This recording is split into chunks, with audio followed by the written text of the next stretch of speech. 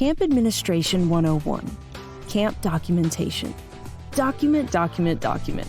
It is extremely important to keep well-organized documentation and records on your camp operations as well as the administrative aspects of camp.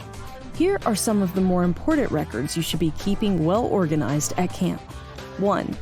Detailed camper and parent information that includes things like contact information, allergies, swim levels, authorized pickup lists, attendance records, special needs, and signed waivers.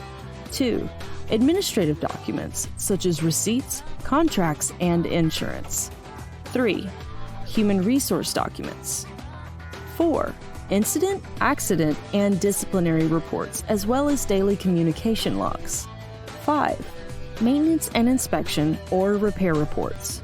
Great documentation and record keeping will keep you organized, help limit your liability, assist you when something urgent comes up, and will keep track of your past issues so you can always look for new opportunities to improve your camp operation.